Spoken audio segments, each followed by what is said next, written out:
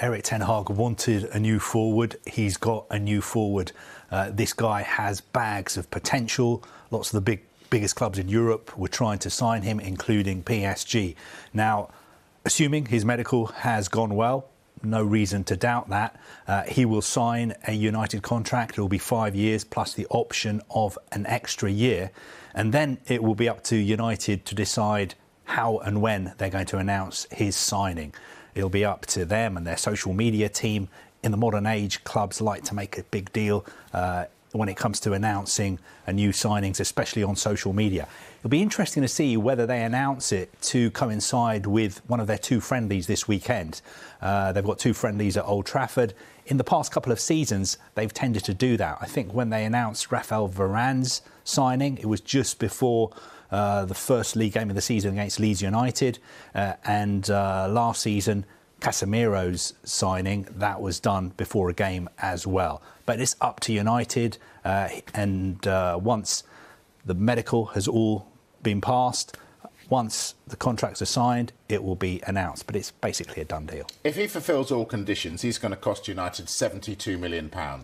Down the road, Manchester City got Erling Haaland for £51 million.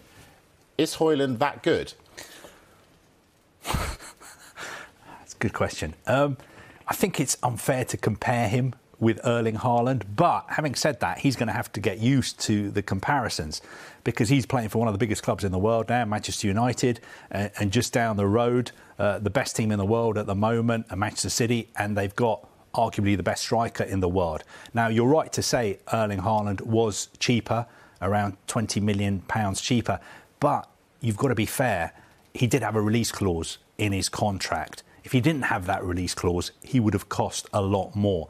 And I also think that, the wages, I would assume Højlund is getting paid a lot less than Haaland. So I think it's unfair to compare the two of them. Haaland is pretty much the finished article. He's a phenomenal player. Højlund is somebody who potentially could be that good one day. I think at the similar stages of their careers, I think Haaland has scored something like 65 goals in 87 games. And I think Højlund has scored 27 goals at the same stage of his career. So I think Haaland was a little bit more prolific. But I understand your question, but I think it's a little bit unfair to compare the two of them before we've even seen Højlund play.